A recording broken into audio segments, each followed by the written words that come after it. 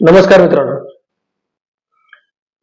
उपमुख्यमंत्री दिवंगत अजितदादा पवार यांच्या अपघातानंतर अनेक प्रश्न पत्रकार, राजकीय व्यक्ती, इव्हन त्यांच्या कुटुंबातील लोकांना पडलेले आहेत.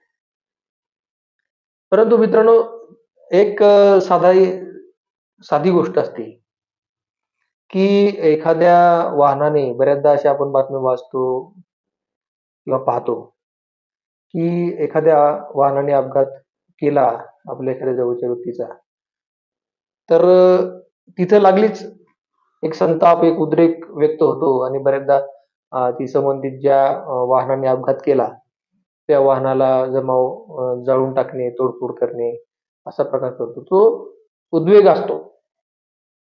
आपल्या प्रेमाच्या व्यक्तीच्या निधनाचा, अपघाताचा तो उद्वेग असतो आणि तो उद्रेक बऱ्याचदा तो अपघातानंतर दिसतो. तर मुद्दा असा आहे, की दिवंगत अजित पवार यांच्या निधनानंतर हा उद्वेग जो आहे, तो आमदार अमोल मिटकरी, आमदार रोहित पवार यांनी दुसऱ्या दिवसापासून तो सुरू केला आणि हा धक्काच सर्वांसाठी मोठा होता. आणि या अपघातावर प्रश्न विचारणं, प्रश्न पडणं हे साहजिकच आहे. त्यात काही वाद नाही.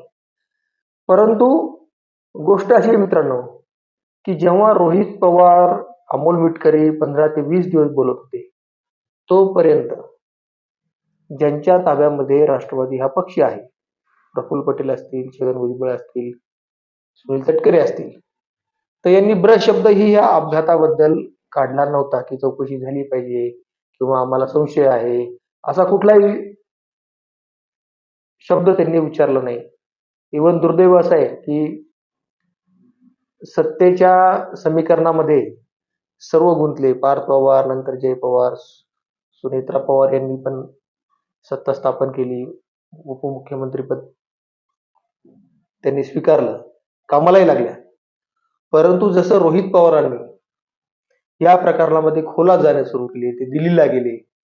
अनेक गोष्टी त्यांनी समोर आणल्या आणि त्यानंतर राष्ट्रवादी ज्यांच्या आज ताब्यात आहे, त्या लोकांना अजित पवारांच्या अपघाताबद्दल प्रश्न पडू लागले.